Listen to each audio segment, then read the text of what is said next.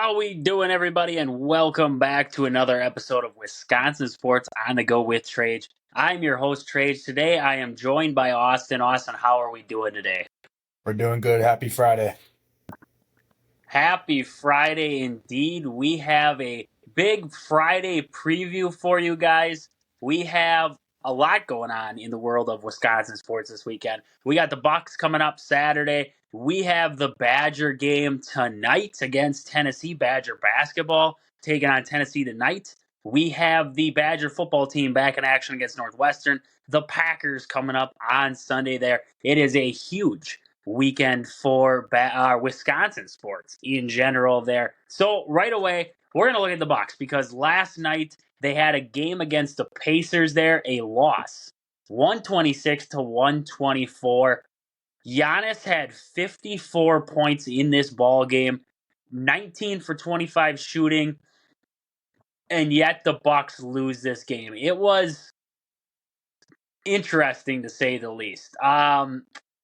Besides, we had Damian Lillard was out for this game for the Bucks, but at the same token, the Pacers are not really a fantastic team.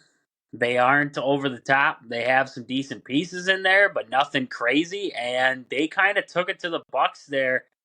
Um, in this one, looking at the rest of the scoring for the Bucks, Beasley 13 points for him in 29 minutes. Didn't do terrible. I mean, 3 for 6 from downtown. Looking at Middleton, upped his minutes a little bit, 20 minutes in this one. It's 19 points from Middleton, but other than that, it was kind of lackluster scoring for the Bucks there.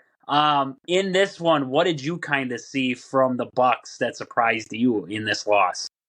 I was eating dinner and I saw the Bucks were they were down 27-9 or something. They were down very early and they ended up coming back 38 to 24 in the end of the first quarter. So they brought it back, but it just seems like they weren't themselves with Dame. It seems like Giannis was trying to overload or carry the team sort of way. Um and that could have been with Dame not there. But overall, yeah, Giannis with 54. It was good to see Middleton get 19, but Brook Lopez with only 2 points there. As your starting center who's been there for forever, who seems to put up some decent numbers. It's tough to see him only score 2 points.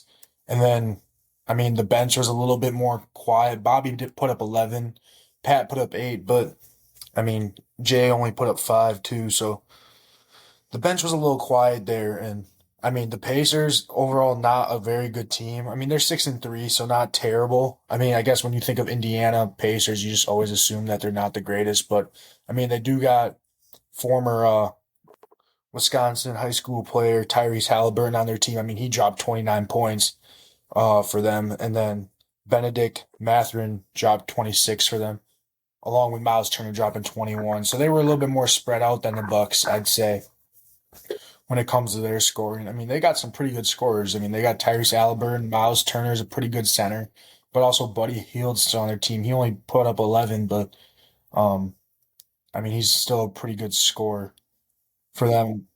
Overall, free throws, they shot better technically, but we made more free throws. We attempted more, so 23 for 26, 18 for 20 free throws. We did have a better field goal percentage than them, but they had 11 more 3-pointers than the Bucks. So they scored 23 pointers compared to our 9. They shot 48 3-pointers. We only shot 27. So, when you go 20 for 48 compared to our 9 to 27, 33 points right there, that's huge. A 33-point difference. Overall, the rebounds were about equal with that too.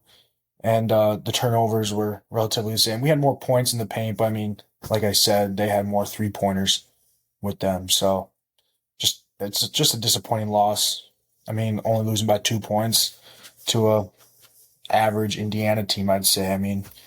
Like I said, when you think of Indiana, you don't really think of them being a really good basketball team, but heck, maybe this year's different. I don't know. Yeah, and it's like the Bucks still don't have it all put together. Even without Dame, you still expect a little bit better of a performance there out of the Bucks in this one. You look at that first quarter there, 38 points in the first quarter for the Pacers there, and then 24 for the Bucks. So the Bucks kind of struggled right off the bat there, fell behind 38-24 there at the end of the first quarter. So that was a big difference in the game here. Bucks did play a little bit better in that second quarter, but like I said, I mean, you fall behind 14 early on. That's a little bit of a hill to climb right there in itself, especially without Damian Lillard in this one. It just doesn't seem like the Bucks have it figured out yet. Hopefully, as the season goes on here, everything starts to click together. But as of right now, I'm just not seeing it on the court right now for this Bucks team. Coming up, though, the Bucks do play on Saturday. They will play the Magic. 5 o'clock start for that one against the Magic. Heading into that game, going on the road there to Orlando. Bucks are favored in that one. We don't know what is going to be going on with Damian Lillard. He's a game-time decision as of right now. For the Magic in this one, Wagner, he leads them in scoring right now, 18 points a game. Carter Jr. leads him in rebounds, and Banchero is actually leading him in assists right now. This is a decently put together Magic team, not really experienced, but they do have some good scorers on this team. What do you expect to see out of the Bucks against the Magic here? Yeah, I was just gonna say they seem kind of young with Banchero, Paulo Banchero, and then Jalen Suggs there too. Markel Fultz has been in the league for a little bit there, but I mean, overall they like you said they're kind of young. I mean, it looks like they have Joe Ingles on their team. I mean, former Buck there, and then they also have Cole Anthony, who's a little bit younger. I don't know. It's gonna be interesting to see how they match up with the Bucks. I mean, you kind of look and it's like who's gonna guard Giannis. But I feel like you look at that every single time when you look at a team that goes up against the Bucks. It's like who's gonna guard Giannis here? I don't really know a whole lot about Magic. They've had their ups and downs. They had a decent year a couple years ago. I don't know a whole lot last year.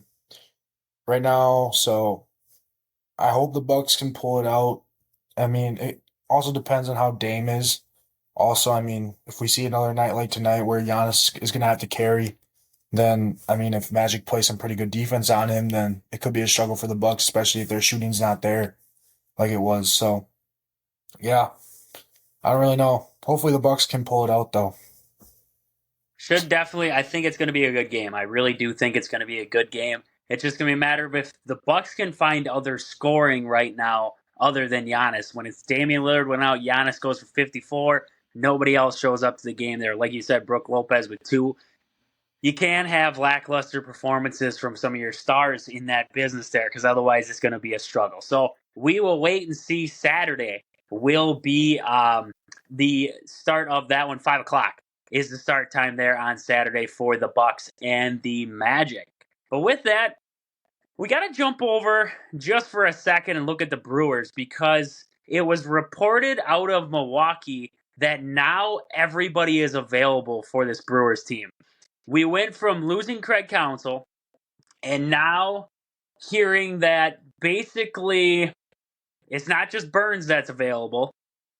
It's not just Adames. It's not just Brandon Woodruff anymore. Everybody's available. From the way that they made it seem, anybody on the roster, you could take a look at. You can send us an offer for him. So it's kind of interesting to see right now. The Brewers are almost flipping the script now, and they're reversing it, going back to a rebuild mode. I get we're getting a new manager in town and everything else in between, but you're not losing very much off of that team that just won the NL Central, went to the playoffs. I mean, a lot of it was on the back of Craig Counsell. But if you flip right now to the switch to a rebuild mode, you're basically telling us Craig Counsell put this team together. That's what I'm seeing out there. It's interesting to see that a team like I just said that went to the playoffs is now going to try and basically flip to a rebuild mode. You don't see it too often, especially when you don't lose that much talent there on the team through free agency or whatever it is. But that's what we're seeing with this Brewers team. So interesting development. I really am interested to see what comes out of it here in the coming weeks and what kind of moves the Brewers make, because the GM meetings are coming up pretty soon here. So we will hear a little bit, possibly some moves being made by the Brewers even before Thanksgiving. So it's going to be definitely an interesting topic to keep up on there. But with that, we got to look over at the Badgers tonight against Tennessee. Badger basketball, men's basketball back, top 25 opponent coming in, top 10 opponent in Tennessee. And actually, surprisingly, ESPN has Wisconsin as the favorite in this ball game. 52% chance they are giving Wisconsin to pull off the upset against number 9 Tennessee at the Kohl Center. I think a lot of it has to do with the game is at the Kohl Center.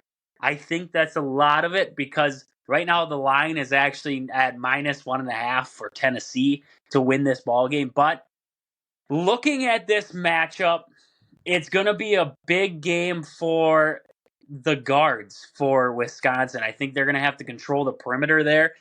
Going into this one, Knecht is leading for Tennessee, 17 points a game. He had a big first game for Tennessee against, I believe they played Tennessee Tech. It wasn't like it was a crazy opponent that they took on, but it was Tennessee Tech was the first match of the year. Dalton Knecht went for 17 in that one. Jordan Gainey, another guard for him, went for 14, and Josiah Jordan James actually went for 12.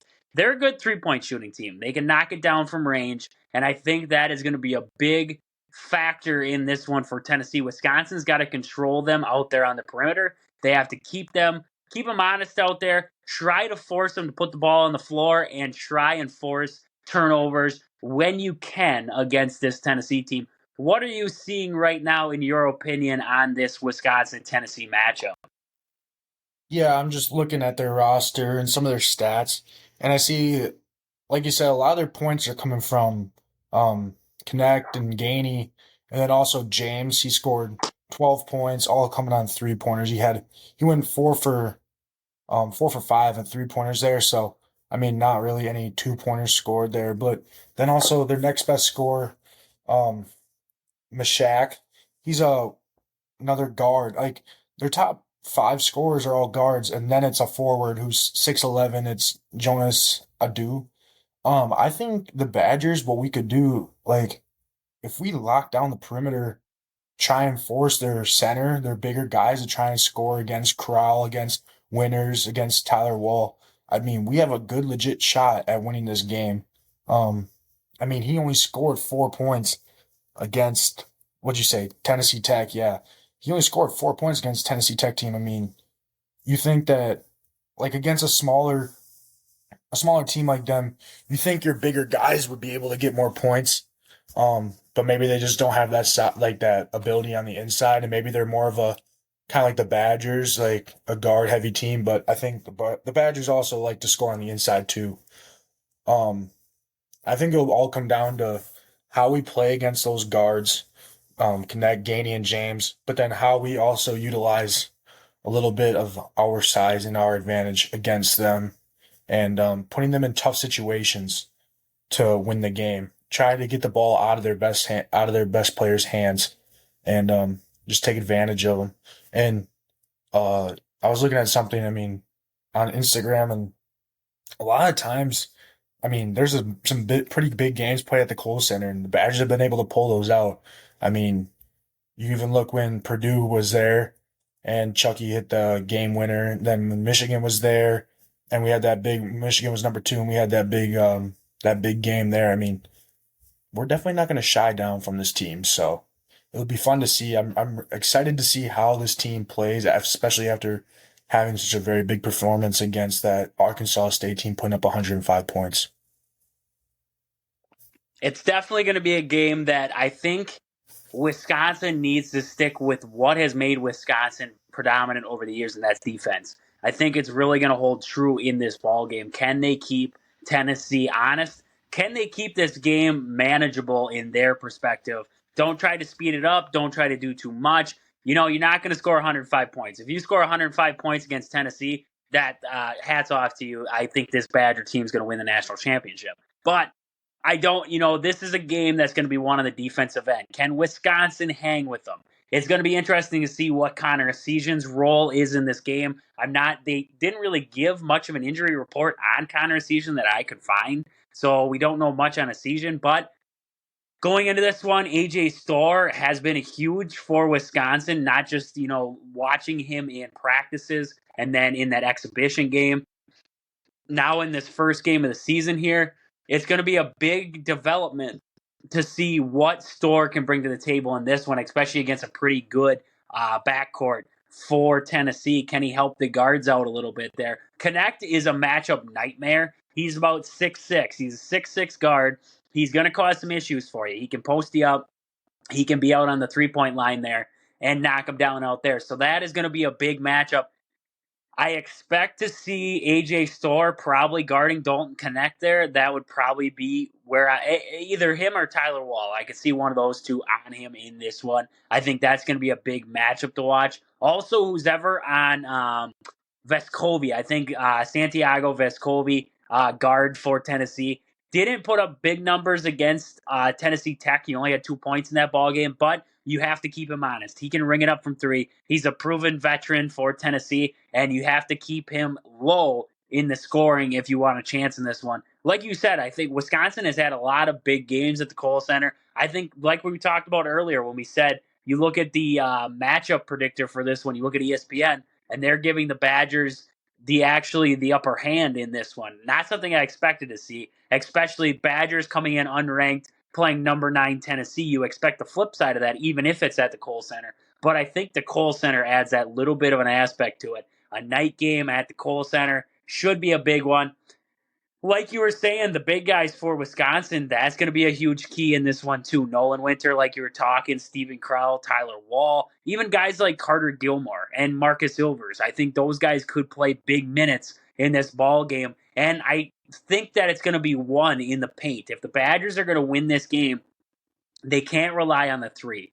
They got to be able to work it inside, got to be able to work that offense through the post. We can't abandon the post game if you are Wisconsin. Work it through Stephen Crowell, work it through Winter, work it through Wall, whatever you got to do to try and open up shooters. It's easier for these Wisconsin guards to shoot when they're stepping into their shot. They don't have to create.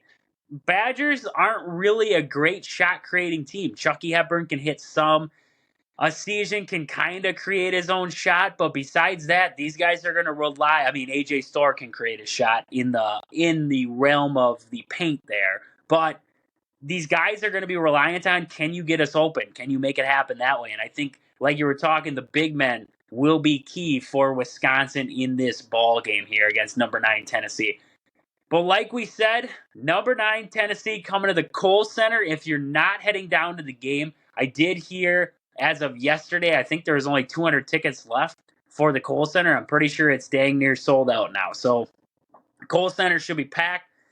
If you're not getting down to the game, it's on Peacock. If you don't have Peacock, you're going to have to sign up for it to watch Wisconsin, Tennessee. It's the world we're living in now. You don't get games on just ESPN, Big Ten Network, or anything like that anymore. Now you have to expand to Peacock, Amazon Prime, everything else in between just to check out some sports game. Yep, it's all about the money. It's all Always about about the the money. money.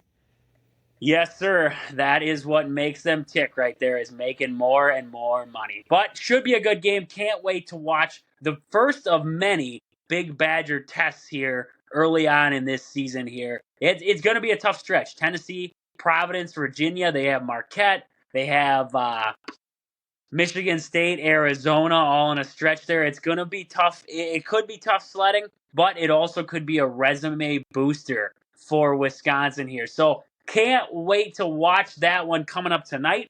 But we got to flip over into the Badgers. Badgers play Saturday. Badger football is we're going to hope a win on Saturday there. Bowl implications now are in play. The Badgers need to win this game if they want to be eligible for a bowl game. So, oh boy, here we are. We figured we'd get here at some point. We're here. So, I'm going to flip it over to you for the stats for Northwestern heading into this ball game here. Yeah, it looks like their number one quarterback looks like it's Ben Bryant. They also have Brendan Sullivan, their backup. I don't know who's playing, if someone's injured or not, but Ben Bryant has the most attempts and completions, most yards, so I'm gonna go with him um, as their quarterback that they have. But Brendan Sullivan is also reported as having 714 yards and 99 attempts throwing. So don't know if something's up there. Not entirely sure, but guessing Ben Bryant's gonna be the starter for them. He has 6 touchdowns, 3 interceptions. Um, has taken 15 sacks. Brendan Sullivan, their backup, also taken 24 sacks. So I mean, you just look at that. I mean, they have a total of 40 sacks. Doesn't look like their whole O line is very good there. We'll just say that. Then you take so they have a total of 1,742 yards passing combined. Then you take a look at their rushing. Cam Porter is pretty much their workhorse. Then again, you look and it says Brendan Sullivan, so that's their backup quarterback. He also is their second leading rusher. So Cam Porter's probably going to begin majority of the carries. He has 382 yards and 105 carries and only 2 touchdowns. His longest is a 25-yard run. But then also Anthony Tice the third has 152 yards on 32 carries, no touchdowns, but his longest run was a 39-yard run for him. Receiving, Bryce Kurtz, 507 yards receiving on 33 receptions, 4 touchdowns, and then Cam Johnson, AJ Henning both have 2 touchdowns for them. So not a whole. The numbers do not seem very large for this Northwestern team. They're struggling on the offensive side, I'd say, but then you look at their game against Iowa, and I mean Wisconsin lost to Iowa, and this Northwestern team. I mean, I've heard, I saw, I mean, the ending that Iowa won on a last second field goal, but I mean, you can see they'll still put up a fight against you. I mean, they're not just a team to blow past because, I mean, especially with the way that the Badgers are playing right now, I mean, we just need a win. So definitely don't just look past this Northwestern Wildcat team. Their leading tackler is Bryce Gallagher. He has 78 total tackles, 1 sack, and then Xander Mueller, another linebacker, has 4.5 sacks for them. One of their D linemen has 5 sacks, 18 total tackles, 8 in Hubbard. So he seems like he's one of their bigger playmakers on the D line, but it seems like a lot of their playmakers on the defense overall is Bryce Gallagher and Mueller running around making their tackles. Both have 1 interception. So yeah. Um I don't really know. I mean, with the Badgers, probably still have Braylon Allen out there. And Braden Locke, hopefully he can play a better game than he did against Indiana. But it'll be interesting to see how they respond back against this not so very good Northwestern Wildcat team. Yeah, and the biggest thing that I could see against Indiana was that the Badgers just seemed to come out flat. You would have thought week after you just lost to Ohio State, you played a pretty good game. You play that same game against Indiana, you could pull off a win. I mean, they played a good game against Indiana. Defense didn't play bad against Indiana, had a couple of rough spots in there. But other than that, I mean, they thought they played well. Looking at this one, I mean, you just have to avoid coming out flat. Play your game. Focus is going to be a big one in this one. Trying to limit the mistakes that the Badgers have constantly been making. Controlling the line of scrimmage. If Braylon Allen isn't playing, then Wisconsin's offensive line is going to have to get some push. They're going to have to help out Jackson Aker and Yakimelli. Try to make it happen up front there. And Braden Locke, he's playing himself out of a starting role right now, it seems like. I mean, he at times has showed flashes where I thought he had a lot of promise to him, and I thought he was going to be a successful quarterback in this Wisconsin system. And then at the same time, it's like, okay, we're seeing mistake after mistake. We watched you forget the play clock was running down, take a delay of game, and that kind of screwed us in that aspect. So it's just mistake after mistake, and it's kind of playing himself out of that starting role. So I think this is going to be a big game for Braden Locke to try and right the ship there. Wisconsin's defense, keep doing what you're doing. I mean, they've been playing well as of late there against Ohio State. Indiana struggled right off the bat, but I thought they got better as the game went on. This is going to be a big test, I think, for Braden Locke to see what he's made of in this Northwestern game. Like I said, bowl implications on the line. Wisconsin needs a pretty good effort in this one from everybody. I think it's almost to the point where we need to see a perfect game out of Wisconsin all around. I mean, we're seeing it at times from the defense. We're seeing decent play from the offense, but nothing crazy good yet. So I think that is going to be key for the Badgers in this one, is seeing it all kind of come together. I want to see the offensive line have a little bit of success. I haven't seen it yet. At times, it seems like the offensive line is figuring it out, and then all of a sudden they just fall back into the same trap. So I'm hoping to see a little bit better play out of the offensive line in this one. Hopefully, Braylon Allen's back. Chimere Dike, hopefully he's on the mend and he's going to get back here pretty soon. But it's going to be a big game for Wisconsin. I do think they can pull it out. I really do think they can pull this one out. They have to limit mistakes. It's going to be a big thing for Wisconsin, limiting mistakes and trying to capitalize on mistakes by this Northwestern team. Northwestern coming to this one, like you were talking, not an overly great team. It's not like they're crazy good. I mean, 4-5, 2-4 on the season in conference so far this year. Not really great running game. They're more through the air there. Whether it's Bryant starting or their backup quarterback there, I'm not sure. It looked like the backup started last week for him against Iowa. It looked like Sullivan was in there last week. So it will be interesting to see. I'm not sure if Bryant is currently injured or what the deal is there. But will be interesting there. But forcing mistakes, I think, is going to be a big one for them. Northwestern just came off a game against Iowa, and that was a 10-7 finish there. Iowa took the win. It's what you expect from an Iowa team right now. Wisconsin currently 3-3 in conference, kind of out of the conference race right now, especially losing that tiebreaker to Iowa. They don't have that tiebreaker over them, so now you're worried. You're shifted onto, are we going to make a bowl game this year? And it's going to be tough. It honestly is going to be tough. If you're a Wisconsin play, I mean, you have Northwestern left. You play Nebraska yet, and you have Minnesota. That seems like it should be an easy schedule, but Nebraska, if they win this next week, they're going to be playing for bowl game implications. Minnesota's in the same boat. So you're going to have some rough go of it there against these teams. So interesting to see what goes on there on Saturday. But like I said, Badgers, Northwestern, that's a 2:30 start on Saturday on FS1. So we're getting back to national TV. So that's good at least. It should be a good matchup. I expect a Badger win there. I really do. I expect a Badger win there. But with that, we got to jump over into the Packers because the Packers, sadly, do not have a bye week. They will have another game. They're going to be taking on the Pittsburgh Steelers. Haven't won in Pittsburgh in a very long time. It's been, oh gosh, I can't remember. I saw the stat earlier.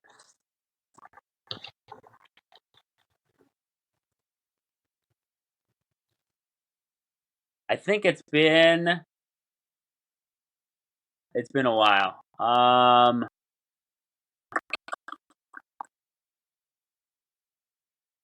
Can't find it at the moment. Packers hope to win in Pittsburgh for the first time since 1970. There it is. So the Packers haven't won in Pittsburgh since 1970. So history's against them. It seems like right now Brian Gutekunst is against them. And the fan base is kind of antsy to see something happen here pretty darn soon. So leading into this one, I'm going to go to you with the stats here. A little bit for the Steelers and the Packers there on the flip sides. Yeah, we got Kenny Pickett starting quarterback for the Steelers. He has 1,490 yards passing there, with only 6 touchdowns, 4 interceptions. So, I mean, the ratio there isn't very good for him. And then you go to rushing, and they got Najee Harris, who's I'm pretty sure he's been injured. He's been injured a little bit this year, so he only has 382 yards on 100 carries. And then they got Jalen Warren with 263 yards on 56 carries. Najee has 2 touchdowns, and Warren has 1 touchdown for them. And then receiving, they got George Pickens, who has 521 yards on 58 targets, 30 receptions, 3 touchdowns. And then Deontay Johnson, who was out for a lot of this season so far. I mean, I know I have him on fantasy. I haven't been able to play him, but I mean, he has 302 yards on 35 targets and 23 receptions. And then Jalen Warren, their running back again, has 209 yards receiving on 35 targets, 29 receptions. Deontay Johnson has 1 touchdown, and Warren has 0 touchdowns. So they also have Pat Frymuth. He's a decent tight end there. Only 53 yards receiving, but 2 touchdowns. So more of a, I'd say, a red zone threat there for them. And then you look at their defense, they got Cole Holcomb, linebacker, 54 total tackles. And then Minka Fitzpatrick also has 54 tackles for them there. Um, I mean, you look at their leaders in sacks. Obviously, you see TJ Watt there. I mean, one of the best players in the NFL at his position. Defensive player of the year in the running for him there. And then Alex Highsmith, another linebacker, is has 4.5 sacks for them. But overall, I mean, you look at the Steelers and you're like, well, I mean, their stats don't look the greatest. Their team is kind of iffy here and there. I mean, heck, they're still. I mean, I saw something, and if playoffs ended today, Steelers are making the playoffs. So I mean, they're a pretty good team overall, and you take a look at their schedule. I mean, they beat the Cleveland Browns, and the Cleveland Browns are a pretty decent team. They beat Baltimore. Baltimore, I mean, you look at the stats Baltimore's been putting up. Um, and then they beat Los Angeles and Tennessee. So some decent teams there. They're 6-3, and so it'll be interesting to see how Green Bay matches up. It's gonna be how the old line does, I think, against T.J. Watt and their defense there. Just take a look at a little bit at the Green Bay Packers stats. Jordan Love 1,700 yards passing, and then right now I mean, we all know, we talk about it. Aaron Jones was out there for a little bit, so AJ Dillon technically has the most yards there and most carries, 306 yards, and Aaron Jones has 196 yards rushing there.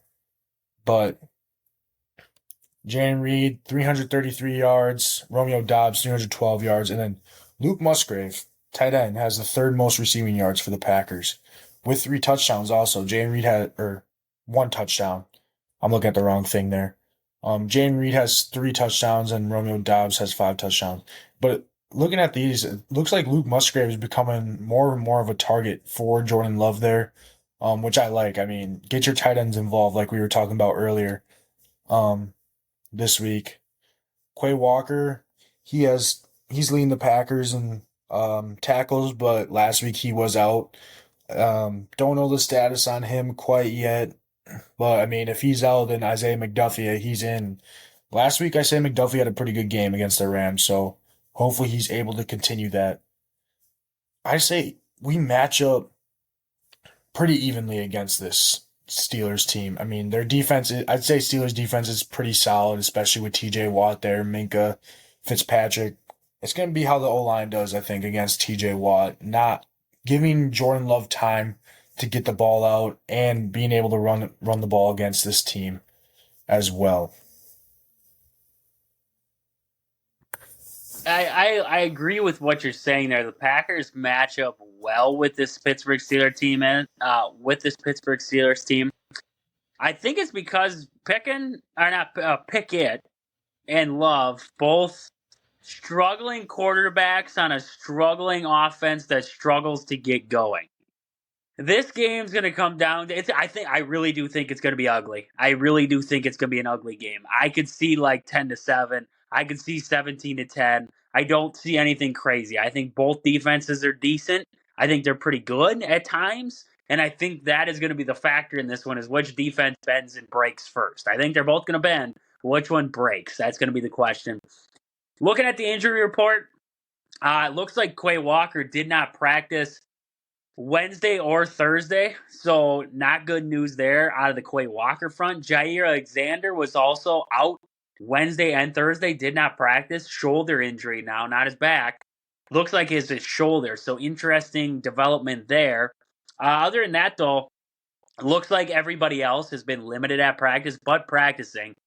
Josh Nyman was practicing. Runyon's at practice again. Josh Myers is practicing. Also, Elton Jenkins has been practicing. So good to see that the Packers are kind of getting some of their offensive line healthy again. Kenny Clark was limited, but back at practice. So good to see there.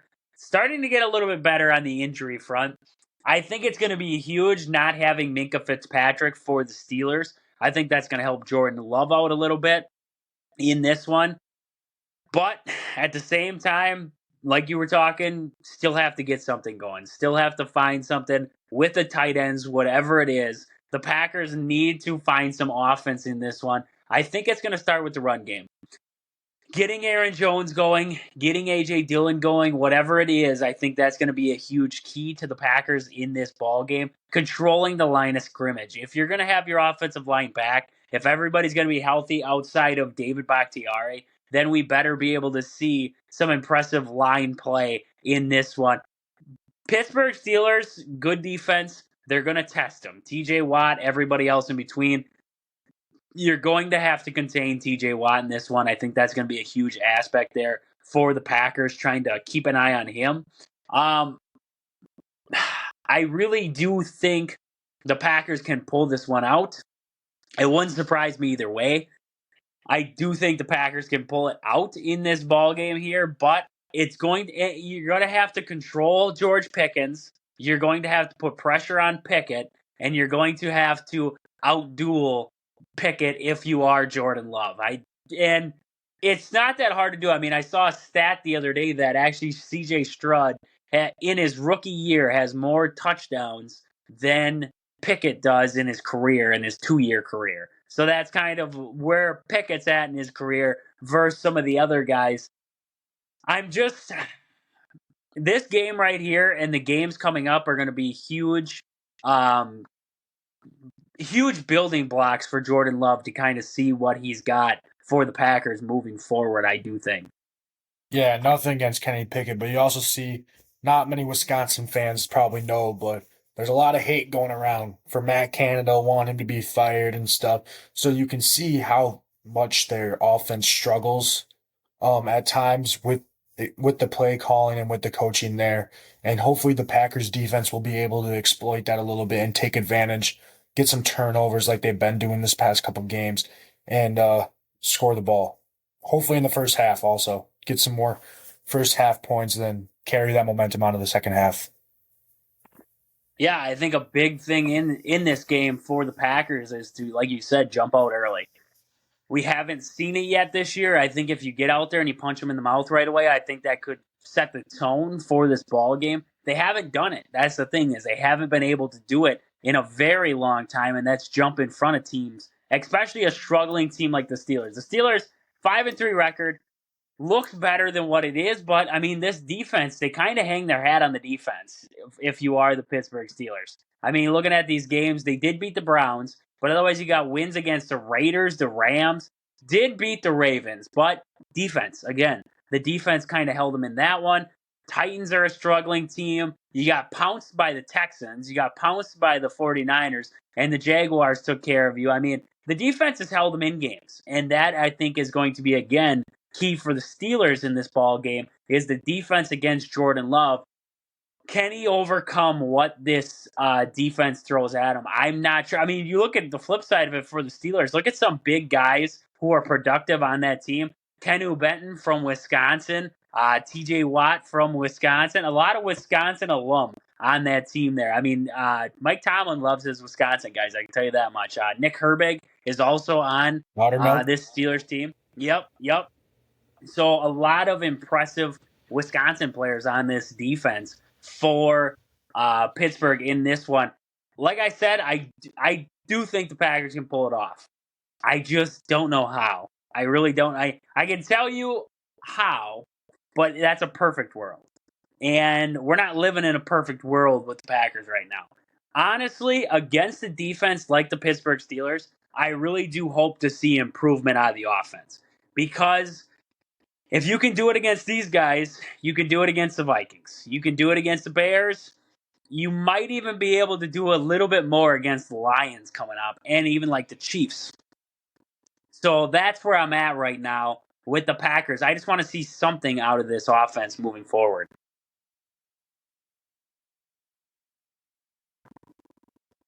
But yeah, so like we said, Packers, it's on CBS too. They're gonna play on CBS at noon against the Steelers there on Sunday. So should be a good matchup. Can't wait to hopefully see a little more improvement out of the Packers there going into this week. And hopefully we are talking about a Packers win coming up there on Monday. But with that, we're just going to take a quick look over at the top 25 for the college football world there. Looking over at the schedule for the weekend here.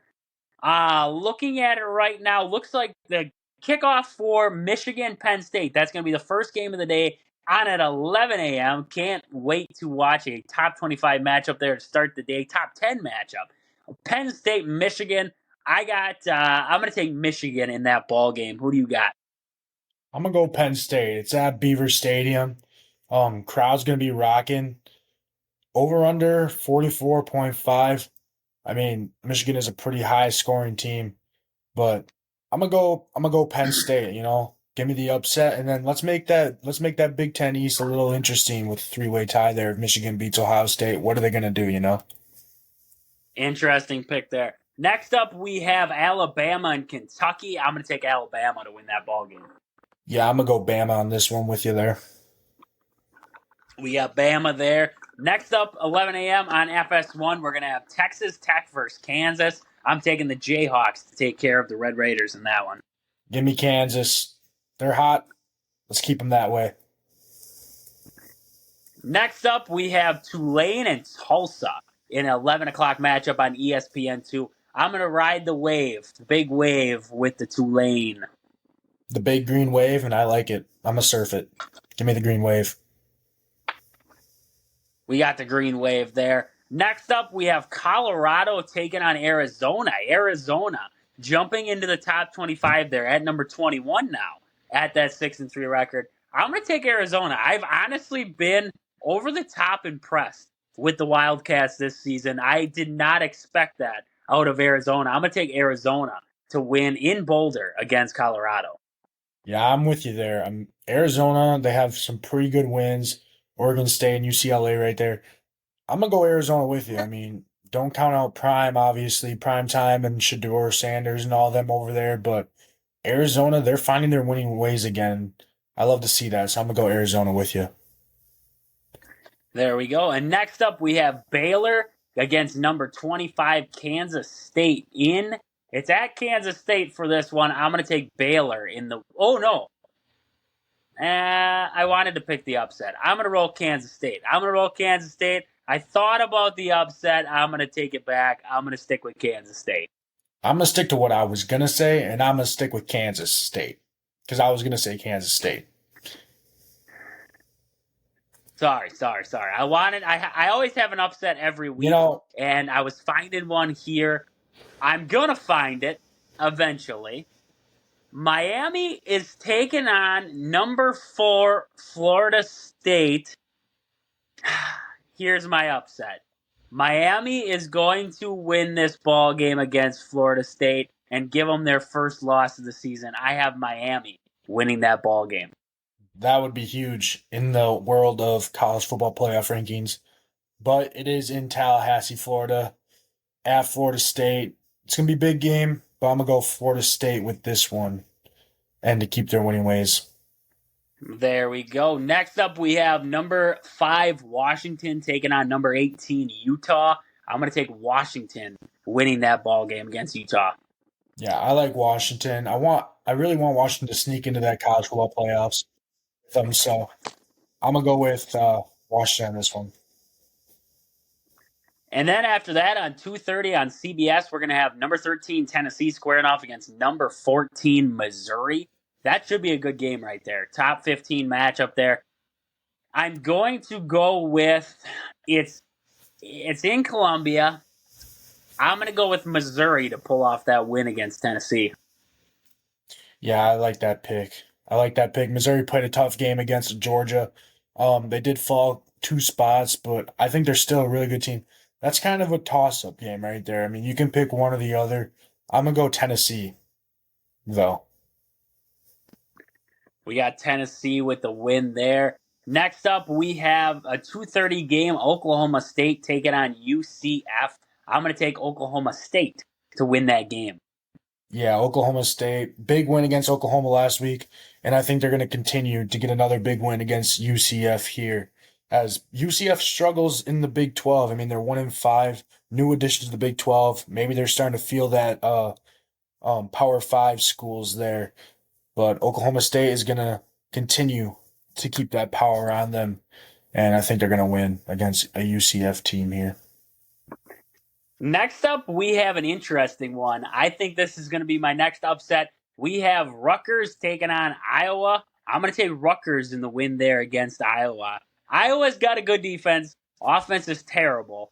I'm going to take Rutgers to pull off the win there. That's another good pick. I was thinking about taking Rutgers here just for the sole fact that Iowa struggled against Northwestern, and Rutgers played a pretty good. I mean, they played a good first half against a very good Ohio State team. Not a full game, but a good. I mean, they were winning at halftime there. I'm gonna go Iowa though. I think they'll win this one. It's in Kinnick Stadium. Um, I think I think they'll pull off the win, but it's going to be close. It's going to be very close. I don't know how Iowa's ranked 22 either. Not quite sure on that one. They haven't really impressed me a whole lot to be ranked top 25, but that's just a Wisconsin fan there for you. So It's going to be close. It's going to be 10-7. It's going to be 7-3. It's not going to get. If Iowa wins this game, I tell you what, they're not scoring more than 17 points. I'll give it. I would put a lot on it. I would put a lot on. If they score more than 17, I don't know what they changed in the game plan, and they found a new quarterback. That's all I know. So next up, 4:30, we're going to have Stanford taking on Oregon State. I'm going to take Oregon State to pull off the win here. yeah, I think Oregon State's a pretty good lock here against Stanford. Oregon State's been pretty good this year, so go Beavers. Go Beavers. Next up in a massive top 10 matchup there on ESPN, 6 o'clock start. Number 2, Georgia is going to be taking on number 9, Ole Miss. Not sure how Georgia dropped to number 2 after beating Missouri. We can come back to that one, I guess. But in this one, I think I'm going to take the Bulldogs to pull this one off, especially it's in Georgia for this one. I'm going to take the Bulldogs. Yeah, I was just gonna say this one's in Athens, Georgia. Ole Miss, I mean, they're playing really good football, but Georgia just got that good win against Missouri. I'm gonna pick Georgia in this one over Ole Miss. With you there. All right, and then next up, 6 o'clock on Fox, we're going to have Oklahoma taking on West Virginia. I think this is going to be a closer game than what people expect. They gave the line score right now, Oklahoma at -13. I think it's going to be close. I really do think this game is going to be a tight one. I'm going to take Oklahoma to win it, but I think it's going to be a one-score game. Yeah, I think Oklahoma will get back to their winning ways. Tough game against Oklahoma State, like we said, for them there. But I mean, they've dropped the past 2 games so far. I think they'll get back on track against this West Virginia Mountaineers team here. Okay, and next up at 6:30 on NBC, Ohio State, number 1 Ohio State taking on Michigan State. I'm going to take Ohio State to win that ball game, even though I'm not sure how they jumped Georgia in the rankings after Georgia pulled off that win there. I wonder, it's top 25. I was just thinking I was looking at college football playoff rankings there for a second, but it's the top 25. So interesting to see that Georgia got jumped by Ohio State, especially after pulling off that win against Missouri. But I guess they have their own method to the madness. So I'm going to take Ohio State in that ball game, though. Yeah, I'm with you again. I don't think Sparty has a chance on this one. Michigan State's kind of looking like the Badgers of the Big Ten East over there. So I'm gonna go with Ohio State on this one. Definitely with you there. And next up, 6:30 on ABC, number 7 Texas will be taking on TCU. I'm going to take Texas in that ball game. Yep. Texas, I think, is a pretty good choice on this one. TCU, I mean, their team doesn't even compare to their team that they had last year without Duggan and a couple of their other players. So, I mean, I think Texas should be able to get a big win against this TCU team. Okay. And next up, 6:30 on the SEC network, we're going to have Florida taking on LSU. I think LSU bounces back after last week against Alabama, and I think they take the win here against Florida. Yeah, LSU at home, Tiger Stadium, night game. So you know that stadium's going to be rocking. I'm going to go LSU. Tigers over the Gators on that one. Heck yeah. And next up, we're going to have North Carolina, number 24 North Carolina, taking on Duke. I think that's going to be a big game. I do like North Carolina in that ball game, though, at Chapel Hill. I'm going to go with Duke. Duke started off hot. They've been slow a couple of these last few games. North Carolina, they seem similar records there. North Carolina, I'm pretty sure, did just drop a game. Oh, no, they beat Campbell, but they lost to Georgia Tech and Virginia. So two not very good teams, but I'm going to go Duke on this one. I think they'll be able to get the upset against the Tar Heels. Bold pick there. Bold pick. Next up, 9:30 on Fox. We're going to have USC taking on Oregon. I do think Oregon's going to be too much for USC in this one. I think they're too much for that defense of USC. Yeah, USC's defense it's in shambles, quite frankly. I guess you can say, I mean, USC might still be able to put up 40-something points, but they're going to give up 50-something points to a very good Oregon team.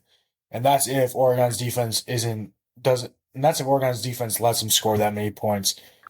So I don't think this one's going to be very close. I mean, it might be close, high scoring, but I think Oregon's going to be able to pull off this game fairly easy, I should say. I think. Okay. So that is the top 25 matchups for this weekend.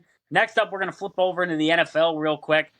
We're going to check out the Sunday slate there. 8:30 in Germany. We're going to have the Patriots and the Colts. That's going to be a heck of a matchup for them to watch over there. I'm going to take the Patriots. I think they've been playing a little bit better as of late. They haven't shown it in the win column, but I think they've been playing a little bit better. I'm going to take them to win this game against the Colts. I think this is a game where you could flip a coin and either one might win. I mean, both these teams aren't the greatest right now. I might go the Colts on this one. A little Minshew magic. I mean, I tried calling it last week, I think, and didn't pick it or didn't get it right. But actually, I'm not entirely sure. Yeah, I mean, Patriots. Oh, Colts did win against Panthers. Patriots are 2-7. Panthers 4-5. I'm gonna go the Colts on this one. Okay. And next up, we're gonna have a matchup. It's gonna be an interesting matchup. I don't think the Texans can pull it off, but Bengals and Texans, I think that's gonna be a good game. I think C.J. Stroud's got the making to duel it out with Joe Burrow. I do have the Bengals winning that ball game, but I think it's going to be a good one. I think the Bengals are back to their old Joe Burrow ways, of how they were winning these games. I think the Bengals are going to be able to out-tough the Texans. I mean, CJ Stroud's still too young a little bit there. I mean, he's showing promise, but I think the Bengals will be able to outplay them a little bit there. Okay, and next up, we're going to have the Vikings and the Saints. I liked what Dobbs did in that first game. I like the Vikings in this game against the Saints here. Yeah, I don't like the Vikings, honestly, because Packer fans. But you gotta have a soft spot in your heart for Josh Dobbs, just how much he's gone through, where he's been, and the man is an astronaut, so he's out of this world. I'm gonna go with the Vikings. Out of this world, indeed. We already talked about the Packers, Steelers. Next up after that on CBS also is going to be the Titans and the Buccaneers. I think this is going to be an enticing matchup. I like what Will Levis has done with this Titans team as of late. Baker Mayfield's been playing A-OK for the Buccaneers. I think this is going to be a close one. I'm going to take the Titans in this ball game, though. I'm gonna pick Buccaneers. Yeah, like you said, it'll be interesting to see how Will Levis plays this game. Baker Mayfield's shown moments where he's been pretty good, but I think Buccaneers will be able to outplay them on that one. So I'm gonna go Buccaneers. Okay. And next up, we're going to have the Jaguars and 49ers. This is an interesting matchup here. Jaguars, 6-2 coming into this one. They've been playing some pretty good football as of late. 49ers struggling, mightily struggling here. I don't know. I'm pretty sure Brock Purdy is back. Pretty sure Brock Purdy is back for this game against the Jaguars. I'm going to check real quick. Right here. It looks like Brock Purdy is back. I'm gonna take Jacksonville to win this game against the 49ers. 49ers coming down to Jacksonville for this one. I'm gonna take the Jaguars at home. I'm gonna take the 49ers. CMC averaging at least one touchdown in every game that he's been playing in. And hey, the 49ers, they just got Chase Young, a new addition to their already very good defense. It'll be interesting to see how the Jaguars' offensive line holds up against two very good pass rushers on each end of the line there. I think I'm going to take 49ers on this one. Okay. And next up, we're going to have the Ravens and the Browns. Browns defense, I've always liked the Browns defense. I preach about it every week. Ravens have been playing some pretty good football, though. This is going to be a good game. It's going to rely a lot on how does Deshaun Watson play against this Ravens defense. I'm going to go with the Ravens in this one against the Browns. Yeah, I'm with you on that one. I dropped the Browns. I had the Browns defense in fantasy, and I had to drop them just because of how much the Ravens offense has been scoring. But like you said, it'll be interesting to see how Deshaun Watson plays. I mean, if he comes out playing pretty good football, I mean, this could be an interesting game. I mean, both these teams are very good. I'll be straight up with that. Browns are definitely not what they used to be. They're definitely more of a way better team now. So very interesting game here, but I'm gonna take the Ravens over the Browns. Okay. And next up, we're gonna have the Falcons and the Cardinals. I'm gonna take the Falcons in that ball game. Yeah, I'm with you on that one. I mean, Cardinals don't have Josh Dobbs anymore, so I think they're getting Kyler Murray back actually. So that could be something to look at. I don't know if it's this game or next game. I'm not quite sure when Kyler Murray is going to be back, but I'm going to go with the Falcons and Taylor Heineke. Okay. Next up, we're going to have the Lions and the Chargers. I'm going to take the Lions to pull off that road win. Yeah, I like the Lions. David Montgomery, a lot of power there. Jared Goff. I like the Lions over the Chargers. Next up, Cowboys, Giants. I think the Cowboys pull off that game against the Giants. Yeah, I don't think this one's going to be close. Go Cowboys. Yep. Next up, we're going to have the Seahawks and the Commanders. I'm going to take the Seahawks. They just got embarrassed last week. I think they'll come back this week with a win. Commanders, I mean, they put up a good fight against the Eagles. They beat the Patriots barely. I think they might be able to sneak this one out. I'm going to go Commanders. Okay. And then the Sunday night game is going to be the Raiders and the Jets. I think that's going to be an interesting matchup right there. I'm going to take the Jets in this one. I think the Jets will beat the Raiders. I think when they scheduled this, they were assuming that Jimmy Garoppolo was going to be playing for the Raiders and Aaron Rodgers was going to be playing for the Jets. Well, that just isn't the case anymore. I'm going to go with the Raiders, though, because, hey, it seems like there's a whole new, different culture there with their new interim coach, and they played some pretty darn good football last week. I'm going to go with the Raiders. Definitely. And like you were saying, I think they scheduled this one before they knew what it was going to look like. The Broncos taking on the Bills on Monday night. I think they expected a little bit more out of Sean Payton and Russell Wilson. I would take the Bills to win that game. It's at Orchard Park. I think the Bills will win this one. Yeah, I'm with you. Bills, I think, are going to just overpower the Broncos there. I mean, Josh Allen, he's been playing some pretty good football lately, so I'm going to go Bills. Okay. And that is about all we got for this one for you guys. It has been a great episode talking about the Packers coming up this weekend, the Badger football, Badger basketball, men's coming up tonight against Tennessee. Make sure you're watching that. That should be a good ball game there. Checking out the NFL slate for the weekend there and also the top 25 of college football. But with that, this has been Wisconsin Sports on the Go with Trades. Thank you guys for listening. We'll catch you guys back here on Monday. But until then, deuces.